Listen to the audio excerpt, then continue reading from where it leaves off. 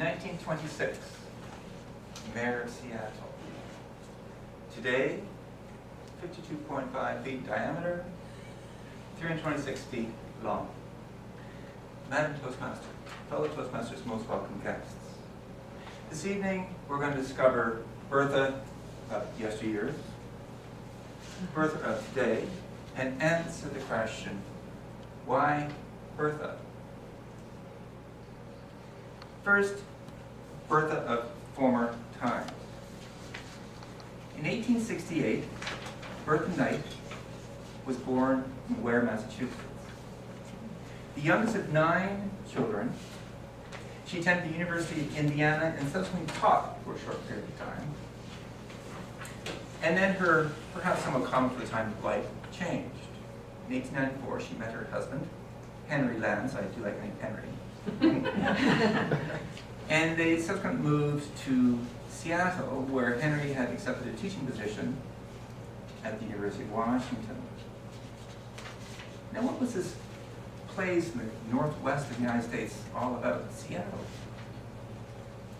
Well, turn of the century, being last century, 1900, it was actually a town. It had a population around 81,000. 10 years later, it was triple that, it was around 230,000. So it was a time when there were lots of jobs, business opportunities, but at the same time, there was discrimination as well as prohibition. Rather colorful place that Henry and his young bride, Bertha, decided to move to. Well, in addition to raising 3 children, Bertha was also an activist as well as a leader. Leader is that she was president of numerous women's organizations in Seattle. Activist in the sense that she promoted public ownership of corporations. If that wasn't enough, Bertha then moved into politics. And in 1922, she was one of 2 women, the first 2 women ever, to be elected to the Seattle City Council. 2 years later, as acting mayor of Seattle, Bertha became noticed as she sacked the police chief for allegedly allowing corrupt activities. I guess Bertha was perhaps a bit of a momentum string here, so she actually tried to run for the top job the next 2 years. And she won. She beat the incumbent by 6,000 votes, thereabouts. And her platform was, quote, municipal house cleaning, unquote.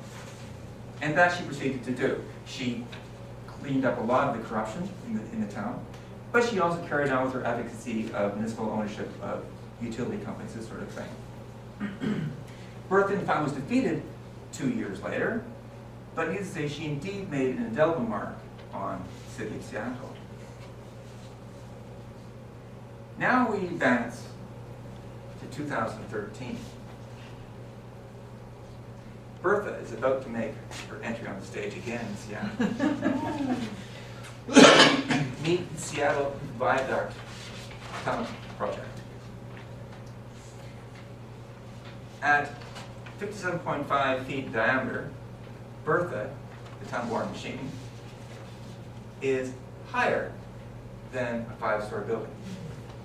At 326 feet long, she's as long as the ferries which transit between Seattle and Bainbridge Island. Now, as is commonplace with tunnel boring machines, the tunnel boring machine has to be nicknamed, and hence the name Bertha. It is a name for a prominent Seattle lady in the relatively recent history of the city.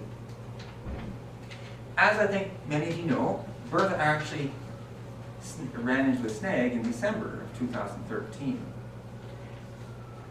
At that time, it was noticed that she had hit a metal pipe and destroyed many of the cutting blades of the tool.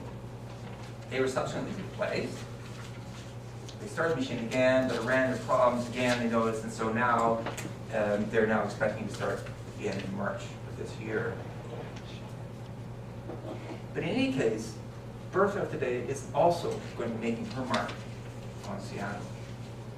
When it's finished, the Alaskan Viaduct will come down. People will whisk from one end of downtown to the other end through a tunnel. The already iconic Seattle waterfront will be transformed into a much more pleasurable place, better road access and this sort of thing. So Bertha, again, is making mark on Seattle. So why Bertha, you ask?